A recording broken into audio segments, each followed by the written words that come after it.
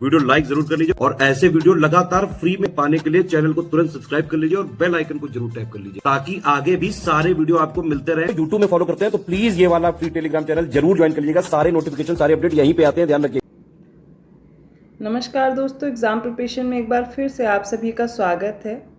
जैसा कि हम सभी लोग इंडियन ज्योग्राफी पढ़ रहे थे, उसमें मैंने क्लाइमेट वाला चैप्टर स्टार्ट किया है, तो भारत की जलवायु और मानसून पढ़ रहे हैं। पिछली क्लासेस जिन्होंने भी नहीं देखी वो क्लास ज़रूर देख लें, चैनल पर प्लेलिस्ट बनी हुई है, आपको आसानी से क्लासेस मिल जाएंगी। अगर आप न्यू हैं चैनल पर तो बताना चाहूँगी ये क्लास डेली दोपहर 1 बजे आती है, जिसमें आप जीएस सेक्शन मेरे साथ कवर कर सकते हैं। आप किसी भी एग्ज़ाम की प्रिपरेशन कर रहे हो, अगर आप उसमें जीएस प्रिपरेशन करना चाहते हैं तो कंप्लीट जीएस सेक्शन यहाँ पर मिलेगा। उसके साथ साथ रात को 9 बजे मैं टेस्ट सीरीज सॉल्व कराती हूँ, जिसमें आप साइंस के क्वेश्चन 500 क्वेश्चन मैंने कंप्लीट करा दिए हैं। अभी पॉलिटी स्टार्ट की गई है। यदि आप यूपी पीसीएस, आरओ एआरओ या और भी किसी कम्पिटिटिव एग्ज़ाम की प्रिपरेशन करना चाहते हैं तो आप बेहतर ढंग से एक ही चैनल पर कंप्लीट स्टडी मटेरियल पा सकते हैं। डिस्क्रिप्शन बॉक्स में मैंने इन्फॉर्मेशन दे दी है, आपको नंबर प्रोवाइड किए गए हैं, आप व्हाट्सएप मैसेज करके या फिर कॉल करके जानकारी ले सकते हैं। स्टडी फॉर सिविल सर्विसेज का आप पेड कोर्स ज्वाइन कर सकते हैं। तो चलिए बिना देर के आज का टॉपिक स्टार्ट करते हैं। तो लास्ट क्लास में जो हमने डिस्कस किया था भारत की जलवायु और मौसम के बारे में, तो पिछली क्या क्या क्लासेस में पढ़ी हैं बातें हमने, वो ज़रूर डिस्कस कर लेंगे, जिससे आगे आप आसानी से समझ सके। देखिए, जो जलवायु वाला चैप्टर है, मौसम समझना है, भारतीय मानसून को समझना है, तो आपको एक एक चीज़ें ध्यान से समझनी पड़ेंगी, क्योंकि पिछले टॉपिक आप आसानी से समझ लिए थे, लेकिन यहाँ पर आपको थोड़ी सी प्रॉब्लम हो सकती है। तो थोड़ा थोड़ा करके आप अच्छे से समझते चलिए जो भी फैक्ट्स मैं समझा रही हूँ। तो देखिए, कल जो हम लोगों ने डिस्कशन किया था उसमें मैंने बताया था जो भारत की जलवायु है या फिर जो मौसम है, इनके बारे में जाना। तो मौसम क्या होता है? एक क्षणिक दशा है, जैसे कि अभी दिन में धूप निकली हुई है, शाम को बादल हो गए, जो परिवर्तन हो रहा है थोड़ी थोड़ी देर पे, उसे मौसम बोलते हैं।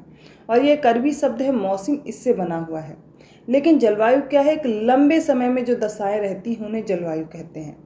तो जलवायु और मौसम के बारे में हमने समझा और हमने जाना कि भारत में मानसून प्रकार की जलवायु है। क्यों? वो एक एक करके हम समझेंगे आगे। ऐसा क्यों है? क्योंकि देखिए, भारत में बहुत तरह की विभिन्नताएं पाई जा रही हैं, जैसे कि मैंने कुछ फैक्टर्स भी बताए थे, कौन कौन से। देखिए, ये आगे देखते चलिए मेरे साथ में। यहाँ पर सबसे पहले जो जलवायु को निर्धारित करने के लिए कारक हैं उनको देखिए। तो सबसे पहले मैंने अक्षांश बताया था। जिन्हें भी पिछली क्लास नहीं समझ में आई है वो कमेंट करके बता दीजिएगा, कोई भी फैक्ट्स में प्रॉब्लम आ रही है तो। मुझे एक बच्चे का कमेंट आया था कि मैम उच्चावच नहीं समझ में आया, तो वो मैं भी क्लियर कर दूंगी। देखिए, अक्षांश क्या है? तो अक्षांश से समझ में आता है जैसे कि हमारे भारत से कर्क रेखा बीचों बीच से गुजरती है और जो भारत है वो भूमध्य रेखा के पास में स्थित है। तो कर्क रेखा के जो दक्षिण वाला भाग है वो भूमध्य रेखा के पास में है, जो कि लास्ट क्लास में मैंने बाय मिस्टेक बोल दिया था कि कर्क रेखा के पास में है, उसे करेक्ट कर लीजिए। कि जो अक्षांश रेखा है उसके आधार पर अगर देखा जाए जलवायु कैसे निर्धारित होगी, तो भूमध्य रेखा से लेकर के 23.5 डिग्री नॉर्थ और 23.5 डिग्री साउथ, अर्थात ट्रॉपिक ऑफ कैंसर से लेकर के ट्रॉपिक ऑफ कैप्रिकॉर्न तक देखेंगे सूर्य की किरणें लगभग समान पड़ती हैं। ठीक है, तो क्या होता है, यहाँ पर टेम्परेचर हाई रहता है, खासकर जो भूमध्य रेखा वाला क्षेत्र, इक्वेटर वाला जोन है, वहाँ पर टेम्परेचर हाई रहता है। अब देखिए, भारत क्या है, उसका जो दक्षिणी भाग है, कर्क रेखा से दक्षिण वाला भाग, वो क्या है, भूमध्य रेखा के पास में स्थित है। तो यहाँ पर वर्ष भर तापमान लगभग समान मिलेगा, उच्च मिलेगा। लेकिन जो कर्क रेखा से उत्तर में स्थित है जो भारत का भाग, वहाँ पर तापांतर मिलेगा, क्योंकि वहाँ पर वो दूरी है भूमध्य रेखा से। तो वहाँ पर आपको तापमान कैसे मिला? जैसे लद्दाख वाले क्षेत्र की बात की तो वहाँ टेम्परेचर बहुत लो है, लेकिन आप कन्याकुमारी तमिलनाडु वाले क्षेत्र में आएंगे तो वहाँ तापमान आपको सामान्य मिलेगा, ज़्यादा मिलेगा। और यहाँ पे डिफरेंसेस भी ज़्यादा नहीं होते तापमान में। ऐसा क्यों होता है? क्योंकि यहाँ पर आप देखिए 3 तरफ से जल से घिरा हुआ है। कैसे? हिंद महासागर है, बे ऑफ बंगाल है, अरब सागर शाखा है। तो क्या होता है, यहाँ पर वर्ष भर तापमान लगभग समान रहता है, क्योंकि देखिए जो समुद्र होते हैं देर से गर्म होते हैं, देर से ठंडे होते हैं, लेकिन स्थल क्या है, जल्दी गर्म होता है, जल्दी ठंडा हो जाता है। तो इस तरीके से स्थल समीर और क्या होती है, ये जो जल समीर है, समुद्री समीर है, इनके प्रवाह से ऐसा होता है। वो भी आगे जब मानसून पढ़ाऊंगी तो बहुत अच्छे से और समझ में आ जाएगा। हिमालय पर्वत के बारे में भी जान लीजिए, ये भी एक बड़ा रोल प्ले करता है। जैसे कि भारत में जब मानसून एंटर करता है या विंड्स जब एंटर करती हैं तो क्या होता है, हिमालय पर्वत से टकरा करके यहाँ पर बारिश करती हैं। ठीक है, जो हिमालय वाला क्षेत्र है। और इसके अलावा आप ये भी देखेंगे यहाँ पे बायोडाइवर्सिटी हाई है, वेजिटेशन हाई मिलेगा, ये भी एक कारण हो गया। और इसमें और भी फैक्ट जो दिए गए थे वो मैंने समझाया। इसके अलावा जल और स्थल का वितरण भी निर्धारित करेगा, जैसे कि मैंने बताया कि वायुदाब वाला क्षेत्र मतलब प्रेशर ग्रेडियंट क्रिएट हो जाएगा। जैसे कि स्थल वाला क्षेत्र अगर गर्म हो गया और समुद्र वाला क्षेत्र ठंडा है तो क्या होगा, हाई प्रेशर से लो प्रेशर की तरफ हवाएं चलने लगती हैं। तो ये प्रेशर ग्रेडियंट वाला फैक्टर भी कल मैंने समझा दिया था। इसके अलावा देखिए समुद्र तल से ऊंचाई कैसे प्रभावित करती है। तो जैसे जैसे ऊंचाई पर बढ़ते जाते हैं तो तापमान घटता जाता है। अब 1000 मीटर की ऊंचाई तक अगर आप पहुंचते हैं तो 6.5 डिग्री सेंटीग्रेड का तापमान घट जाता है। इस तरीके से ऊंचाई पर बढ़ते बढ़ते तापमान घटता जाता है। ये भी एक तरह का मेजर रोल प्ले करता है। नेक्स्ट है उच्चावच, अर्थात भारत का जो भौतिक स्वरूप है। उच्चावच को भी बहुत अच्छे से समझ लीजिए। अर्थात भारत का जो भौतिक स्वरूप है वो भिन्नताएं लिए हुए है। कहीं पर आपको पठार मिलेगा, ऊंचाई वाला क्षेत्र, कहीं पर पर्वत मिलेंगे, तो कहीं पर आपको घाटियाँ मिल जाएंगी, तो कहीं पर आपको मैदान मिलेंगे। अब ये भौतिक स्वरूप विभिन्न कारकों को अफेक्ट करेगा, जैसे कि तापमान में बदलाव देखने को मिलेगा, वायु दाब में बदलाव देखने को मिलेगा, पवन की गति में भी बदलाव होगा, उनकी दिशा में बदलाव होगा, ढाल की मात्रा के अनुसार वर्षण होगा। जैसे कि जब साउथ वेस्ट मानसून एंटर करता है केरल वाले क्षेत्र में, अर्थात पश्चिमी घाट के पश्चिम वाले क्षेत्र में, तो ढाल की तरफ क्या होता है, टकरा करके वहाँ पर बारिश कर देता है। लेकिन आगे बढ़ता है तो पवन की तरफ का जो ढाल है उधर बारिश होगी। जो पर्वत का या पहाड़ का या फिर पठार है, अगर उनका ढाल जिधर से विंड आ रही है उसकी तरफ है तो क्या होगा, वहाँ पर टकरा करके बारिश कर देंगे और ऊपर से आगे चले जाएंगे तो उसके जो अपोजिट वाला क्षेत्र है वो वृष्टि छाया प्रदेश में आ जाएगा। इसी तरह मानसून आगे निकलेगा। एक बार मैं इसे एग्जाम्पल से समझा देती हूँ। मान लीजिए ये वाला रीजन है, जब साउथ वेस्ट मानसून एंटर करेगा तो इस वाले क्षेत्र में यहाँ पर ऊपर उठेंगी ये हवाएं, अपने साथ नमी लेकर के कंडेंसेशन होगा और बारिश कर देंगी। फिर इसके बाद ये निकल जाएंगी। जो ये वाला क्षेत्र ये वृष्टि छाया प्रदेश कहलाएगा, है ना। तो जहाँ पर बारिश नहीं हो पा रही क्योंकि वो पवन विमुखी ढाल है और पवन की तरफ जिसका ढाल है वहाँ पर टकरा करके बारिश होगी, तो वर्षण भी वैसे ही प्राप्त होगा। बस ये बात इसमें समझाई जा रही थी। ठीक है, एक दो बार रीड करिएगा, बहुत अच्छे से समझ में आ जाएगा। अगर कोई प्रॉब्लम है तो आप फिर से कमेंट कीजिएगा। तो ये फैक्टर्स हो गए जो मैंने समझा दिए हैं, क्या क्या फैक्ट्स हैं या क्या क्या फैक्टर्स हैं जो अफेक्ट करते हैं किसी भी स्थान की जलवायु को। अब आगे बढ़ते हैं, आज आगे देखेंगे।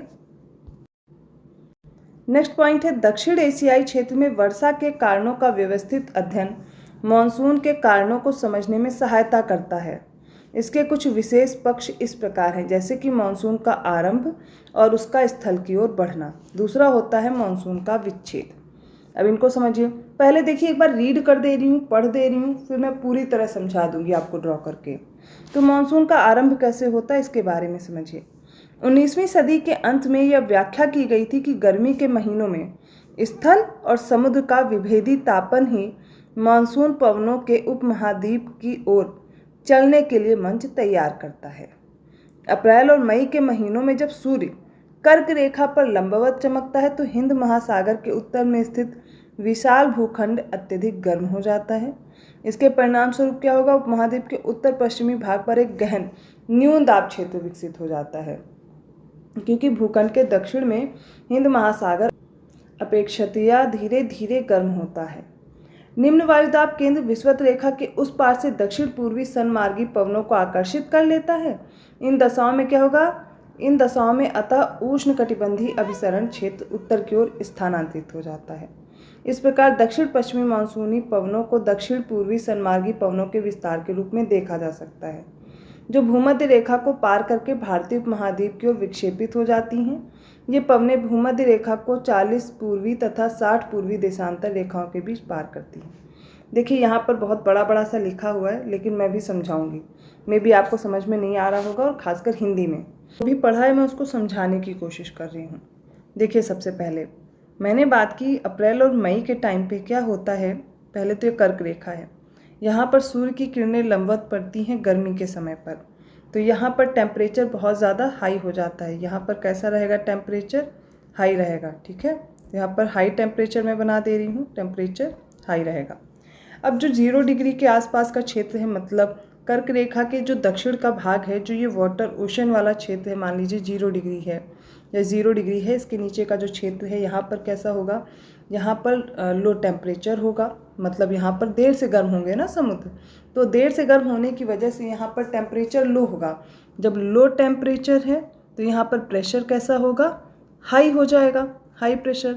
और यहाँ पर प्रेशर कैसा होगा, लो प्रेशर। अभी जो लो प्रेशर वाला जोन है ये क्या करेगा, यहाँ से हाई प्रेशर से लो प्रेशर की ओर चलती है ना विंड्स, तो इनको अट्रैक्ट कर लेगा अपनी तरफ से।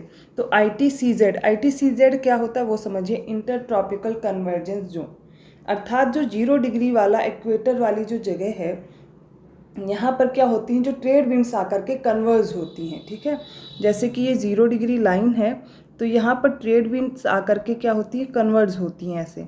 तो इसे इंटरट्रॉपिकल कन्वर्जेंस जोन कहते हैं, क्योंकि यहाँ पर टेम्परेचर रहता है हाई, और क्या होता है कि यहाँ पर एक लो प्रेशर जोन क्रिएट हो जाता है। तो हाई प्रेशर से आकर के विंड्स क्या होती हैं, लो प्रेशर की तरफ चलती हैं, तो यहाँ पर आकर के कन्वर्ज हो जाती हैं। अब गर्मियों के समय पर क्योंकि सूर्य की किरणें कर्क रेखा के पास लंबवत पड़ रही हैं, तो क्या होता है, जो ITCZ है ये ऊपर की तरफ खिसक जाता है, ऊपर की ओर शिफ्ट हो जाता है। इसी को इस वाले पॉइंट में समझाया गया है। तो क्या होगा, यहाँ पर जब ये शिफ्ट हो जाएगा, तो यहाँ पर भी तो लो प्रेशर वाला जोन क्रिएट हो रहा है ना, टेम्परेचर हाई है, तो हाई प्रेशर से लो प्रेशर की ओर हवाएं चलती हैं। पहली चीज़ तो ये क्लियर हो गई होगी जो इसमें दिया गया था। तो एक बार ग्लोब में समझिए, अप्रैल मई के टाइम पे क्या होता है, ये मान लीजिए 0 डिग्री है, ठीक है। ये 23.5 डिग्री नॉर्थ, 23.5 डिग्री साउथ है। इतना क्लियर हुआ। भारत यहाँ पर स्थित है, इंडिया अपना यहाँ पर है। क्या होता है, गर्मियों के समय पे अप्रैल मई के टाइम पर यहाँ पर टेम्परेचर बढ़ जाता है, क्योंकि सूर्य की किरणें यहाँ पर इस वाली लाइन पर लंबवत पड़ती हैं, जिसकी वजह से क्या होता है, ये वाला जो क्षेत्र है यहाँ पर बहुत ज़्यादा टेम्परेचर हो जाता है। तो यहाँ पर आप क्या करेंगे, हाई टेम्परेचर फील करेंगे, हाई टेम्परेचर, ठीक है। लेकिन ये वाला जो क्षेत्र है, ठीक है, ये वाला क्षेत्र पूरा यहाँ तक, ये जो समुद्र वाला क्षेत्र है, यहाँ पर क्या होता है, टेम्परेचर लो रहेगा। तो यहाँ पर लो टेम्परेचर है, तो इसकी वजह से क्या होगा, यहाँ पर हाई प्रेशर क्रिएट हो जाएगा, एक तरह का हाई प्रेशर, और यहाँ पर लो प्रेशर। तो विंड्स किधर चलती हैं, हाई प्रेशर से लो प्रेशर। और एक चीज़ आपको और पता होगा, यहाँ पर चलती हैं ट्रेड विंड्स, ये चलती हैं ट्रेड विंड्स, लेकिन इनकी दिशाएं किधर होती हैं, इनकी दिशाएं अभी मैं समझाती हूँ। ये है ट्रेड विंड्स, और ये आती हैं, ये इधर से आती हैं ट्रेड विंड्स। इतना क्लियर। ये विंड्स ऐसे चलती हैं। जो प्रेशर बेल्ट पढ़ाया था वाली क्लास आपको देखनी पड़ेगी, वरना मैं फिजिकल ज्योग्राफी पढ़ाऊंगी तब आपको समझ में आ जाएगा। अभी मैं एक तरीके से समझा रही हूँ तो आपको थोड़ा बहुत क्लियर हो जाएगा। अब क्या होता है, कोरियोलिस फोर्स लगता है इन पर, मतलब जो पृथ्वी अपने अक्ष पर घूमती है, इसकी वजह से एक फोर्स इस पर काम करता है, जो इस पर चलने वाली विंड्स हैं उनको अपनी दिशा से विक्षेपित कर देता है, डिफ्लेक्ट कर देता है। तो क्या होगा, जो ये साउथ हेमिस्फीयर है, सदर्न हेमिस्फीयर है, ये नदर्न हेमिस्फीयर है, ठीक है, इतना क्लियर। तो जो सदर्न हेमिस्फीयर है, यहाँ पर अपने से बाएं मुड़ जाती हैं, जो भी विंड्स चलती हैं वो अपने से लेफ्ट मुड़ेंगी। तो अगर इस दिशा में चल रही हैं तो इधर की ओर मुड़ जाएंगी, अगर ये दिशा है उनकी तो इधर की ओर मुड़ जाएंगी, ठीक है।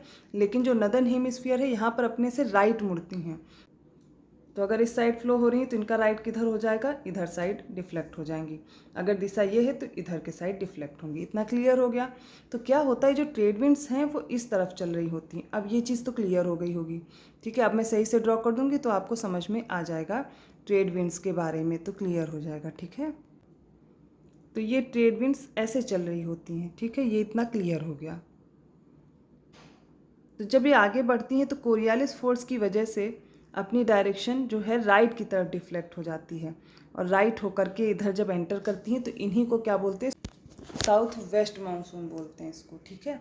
यही पूरी प्रोसेस आगे समझाई गई है, वही मैं आपको रीड करके बता रही हूँ। आई होप अब आपको क्लियर हो गया होगा। इसके साथ अब नेक्स्ट पॉइंट देखिए, अतः उष्ण कटिबंधीय अभिसरण क्षेत्र की जो स्थिति है, इसमें परिवर्तन का संबंध हिमालय के दक्षिण में उत्तरी मैदान के ऊपर से पश्चिमी जेट प्रवाह द्वारा अपनी स्थिति के प्रत्यावर्तन से भी है। क्योंकि पश्चिमी जेट प्रवाह के इस क्षेत्र से खिसकते ही दक्षिण भारत में 15 उत्तर अक्षांश पर पूर्वी जेट प्रवाह विकसित हो जाता है, और इसी पूर्वी जेट प्रवाह को भारत में मानसून के प्रस्फोट या बर्स्ट के लिए जिम्मेदार माना जाता है। मानसून का भारत में अगर प्रवेश देखा जाए तो दक्षिण पश्चिम मानसून केरल तट पर 1 जून को पहुंचता है, और शीघ्र ही आप देखेंगे 10 और 13 जून के बीच ये आर्द्र पवनें मुंबई और कोलकाता तक पहुंच जाती हैं। मध्य जुलाई तक संपूर्ण उपमहाद्वीप दक्षिण पश्चिम मानसून के प्रभावाधीन हो जाता है। अर्थात सबसे पहले मानसून कहाँ पहुँचता है, केरल पे 1 जून को। केरल के तट से आगे बढ़ता है, 10 से 13 जून के बीच क्या होता है, कोलकाता तक पहुँच जाता है। अभी हम लोग मानसून की शाखाएँ भी देखेंगे, जो साउथ वेस्ट मानसून आता है कैसे किन शाखाओं में बटेगा, कहाँ कहाँ पर बारिश होती है, कहाँ पर बारिश नहीं होती है, लौटते हुए मानसून से कहाँ पर बारिश होगी वो भी समझेंगे। अभी सिर्फ आप इंट्रोडक्शन देख रहे हैं, ठीक है। तो पहले इतना समझ लीजिए तो आगे आपको आसानी रहेगी समझने में। अब देखिए, जो दक्षिण पश्चिम मानसून जब भारत में एंटर करता है तो मैंने क्या बताया, ये अपनी दिशा से डिफ्लेक्ट होता है। डिफ्लेक्ट होकर के इसकी दिशा कैसी हो जाती है, दक्षिण पश्चिम की तरफ। ठीक है, तो इसकी कई शाखाएं बढ़ जाती हैं। पहले आप देखिए जो केरल के तट पे पहुंच रहा है 1 जून को, यहाँ पर बारिश करेगा, फिर ये आगे बढ़ जाएगा। ठीक है, फिर इसके बाद देखिए 5 जून को आप देख रहे हैं इस वाले क्षेत्र में कर्नाटक, केरल के बाद कर्नाटक में पहुंचेगा। इसके बाद 10 जून में देखिए मुंबई वाले क्षेत्र से बढ़ते हुए आगे ये यहाँ पर आएगा। इसके बाद एक और शाखा जाएगी जो 15 जून तक इधर पहुंचेगी, अरावली से होते हुए ये। तो ये सारी जो शाखाएं अभी आगे पढ़ेंगे, बस मैं बता रही हूँ, अब समय देखते चलिए किस समय कहाँ पर पहुँचता है। ठीक है, तो इधर आप देख रहे हैं यहाँ पर शुरू हुआ 10 जून को मानसून, ऐसे 15 जून, ये सारी आपको डेट दी गई है, जिससे आपको अगर प्रश्न पूछ लिया जाए कि कब कहाँ पर पहुँचता है तो ये आपको याद है। सिंपल सी चीज़ ये है। जब ये शाखा आगे बढ़ेगी तो बे ऑफ बंगाल शाखा आपको दिख रही है, ये एंटर करेगी और यहाँ पर आपको पता है अराकान योमा है, ये जो ऐसे मुड़ा हुआ हिमालय पर्वत, और यहाँ से जब एंटर करेगा तो ये भी हिमालय पर्वत यहाँ पर है। इससे टकराकर यहाँ पर जो गारो खासी जयंतिया पहाड़ियाँ हैं, इनसे टकराकर यहाँ पर सबसे ज़्यादा बारिश होती है। आपको पता होगा वेटेस्ट प्लेस है इंडिया का, ये वर्ल्ड का भी कह सकते हैं, यहाँ पर वेटेस्ट प्लेस आपको मिलेगा क्योंकि यहाँ पर टकरा करके सबसे ज़्यादा बारिश होती है। फिर ये क्या होती है, ये विंड्स इधर की तरफ मुड़ जाती हैं और आगे बढ़ती हैं, अपने साथ ये जो नमी लिए रहती हैं, इसकी वजह से इन क्षेत्रों में भी बारिश होती जाती है। लेकिन जैसे जैसे आगे बढ़ेंगी, अब ये मानसून ये आपस में आकर के यहाँ पर मिलते हैं। अब इस क्षेत्र पे बहुत ज़्यादा बारिश होती है, या कहेंगे आप बादल फटने की जो प्रक्रिया है वो यहाँ वाले क्षेत्र में सबसे ज़्यादा होती है, क्योंकि इधर से भी मानसून विंड आ रही है और इधर से भी आ रही है। आपस में जब कन्वर्ज होंगी, आपस में मिलेंगी, तो यहाँ पर बादलों का जो फटना होता है, आप ये क्षेत्र देखते होंगे, उत्तराखंड वाला क्षेत्र जो है, यहाँ पर आप ज़्यादातर ये चीज़ें देखने को पाते हैं। वो क्यों होता है, क्योंकि यहाँ पर मानसून की जो विंड्स हैं वो 2 शाखाएं आकर के मिल रही हैं। अब आगे जब यहाँ पर मानसून पहुँचता है तो यहाँ पर सारी नमी खत्म हो चुकी होती है, तो जब आगे बढ़ता है तो इन क्षेत्रों में इतनी ज़्यादा बारिश नहीं होती, यहाँ पर बहुत कम ही नमी लेके जा पाती हैं हवाएं, धीरे धीरे नमी यहीं पे ख़त्म हो चुकी होती है। यही चीज़ें आगे भी मानसून में हम लोग समझने वाले हैं बेहतर ढंग से। अब मानसून का विच्छेद भी देख लीजिए, फिर इसके बाद कल हम लोग ऋतुएं पढ़ेंगे। तो मानसून में विच्छेद कैसे होगा, दक्षिण पश्चिम मानसून काल में एक बार कुछ दिनों तक वर्षा होने के बाद कभी कभी क्या होता है, 1 या कई सप्ताह तक बारिश नहीं होती है, तो बीच में जो गैप होता है इसी को क्या कहा जाता है, मानसून विच्छेद कहते हैं। अब इसके भी कई सारे कारण हो सकते हैं, जैसे कि पहला क्या है, उत्तरी भारत के विशाल मैदान में मानसून का जो विच्छेद है वो उष्णकटिबंधीय चक्रवातों की संख्या कम हो जाने से होती है, और या फिर जो ITCZ है इसकी स्थिति में बदलाव आ जाए, उष्णकटिबंधीय अभिसरण क्षेत्र जो है इसकी स्थिति में अगर बदलाव आता है तो भी क्या होता है, बारिश में बदलाव देखने को मिलेगा। पश्चिमी तट पर मानसून विच्छेद तब होगा जब आर्द्र पवनें तट के समानांतर बहने लगे, अर्थात जो तट हैं इन पर टकरा करके ही तो बारिश करेंगी ना। अगर इनके समानांतर चलने लगेंगी, तटों के समानांतर, तो कैसे बारिश होगी, फिर तो नहीं हो पाएगी। यही एक रीज़न बताया जा रहा है। फिर अगला रीज़न जो क्या है, वो राजस्थान में मानसून विच्छेद तब होता है जब वायुमंडल के निम्न स्तरों पर तापमान की विलोमता वर्षा करने वाली आर्द्र पवनों को ऊपर उठने से रोक देती हैं। देखिए क्या होता है, गर्म पवनें जब ऊपर उठती हैं उसकी वजह से क्या होता है, कंडेंसेशन अर्थात संघनन होने की वजह से जो अपनी नमी लिए होती है वो बादल का निर्माण करके बारिश करती है। अगर ये हवाएं ऊपर उठ ही नहीं पाएंगी तो बारिश नहीं हो पाएगी, तो मानसून विच्छेद हो जाएगा। यही कुछ रीज़न दिए गए हैं मानसून विच्छेद के। अब इसके बाद हम लोग ऋतुएं देखेंगे, शीत ऋतु, ग्रीष्म ऋतु, जितनी भी ऋतुएं हैं हमारे भारत में उन ऋतुओं को देखेंगे। इसकी वजह से जो वायुदाब बनेगा, प्रेशर ग्रेडियंट बनेगा, उसके साथ कैसे पवनें किस दिशा में चलेंगी, इन सब को समझते हुए आगे फिर हम लोग मानसून की आगे भी चर्चा करेंगे। तभी इसमें कई क्लासेस लगने वाली हैं, अर्थात अभी 2-3 क्लासेस और लगेंगी इस चैप्टर को समझने में, क्योंकि इस चैप्टर को समझने में थोड़ा सा मेहनत लगनी है आपको। तो अच्छे से इसकी प्रैक्टिस कीजिए, 1-2 बार जो चीज़ें पढ़ी हैं उनको समझने की कोशिश कीजिए, और किसी भी पॉइंट में दिक्कत आ रही है आप कमेंट कर दीजिएगा, मैं उसको एक्सप्लेन कर दूँगी। ये टॉपिक कंप्लीट करने के बाद हिंदी इंग्लिश का अगर कोई प्रॉब्लम आ रहा है ना, तो मैं बोर्ड पे बाइलिंगुअल क्लास करा दूंगी, बट अभी ज्योग्राफी कंप्लीट कर लेने दीजिए। उसके बाद भी अगर आपको नहीं समझ में आ रहा है तो एक बार आप कमेंट कीजिएगा, मैं उसको बोर्ड पे कवर करा दूंगी, तो मे भी आपके लिए इजी हो समझना। अगर वीडियो अच्छा लगा प्लीज़ लाइक कीजिए, चैनल को सब्सक्राइब कीजिए और लोगों को शेयर करते रहिए। और ऐसी ही और क्लासेस की नोटिफिकेशन के लिए आपको बेल आइकन प्रेस करना है, जिससे आसानी से नोटिफिकेशन मिल जाए। अपना सपोर्ट ऐसे ही बनाए रहिए, और जो भी कमेंट्स हैं आपके, जैसे कि आप कुछ बताते नहीं समझ में आया तो मैं कोशिश करती दोबारा समझा दूँ, या आपका और भी कोई सुझाव है तो आप कमेंट करके मुझे बता सकते हैं। कुछ लोग, जैसे कि मैंने नाइट वाली क्लास में पॉलिटी की अभी क्वेश्चन शुरू कर दिए पॉलिटी के, और बहुत से लोग ज्योग्राफी भी कह रहे थे, तो आप नाराज़ मत होइए कि मैम ने ज्योग्राफी नहीं स्टार्ट की और पॉलिटी पहले कर दी। वो मेरा इस वजह से था, मैंने आपसे कहा था कि जो लोग ज़्यादा सब्जेक्ट के लिए कमेंट करेंगे वही वाला सब्जेक्ट स्टार्ट होगा। ऐसा कुछ भी नहीं कि मैं आगे वो सब्जेक्ट कराऊंगी नहीं, वो आगे ज्योग्राफी के भी क्वेश्चंस होंगे। अगर आपको ज्योग्राफी के क्वेश्चन सॉल्व करने हैं तो ऑलरेडी मैं काफ़ी क्वेश्चंस, लगभग 400 या 350 क्वेश्चंस मैंने कराए थे पिछली वाली क्लास में, तब तक आप उनकी प्रैक्टिस कीजिए और तब तक ये पॉलिटी कंप्लीट करके फिर हम लोग ज्योग्राफी पे आ जाएंगे। तो सारे सब्जेक्ट एक एक करके कवर होंगे। ऐसे ही और क्लासेस के साथ मैं मिलती हूँ अगली वीडियो में। तब तक के लिए धन्यवाद।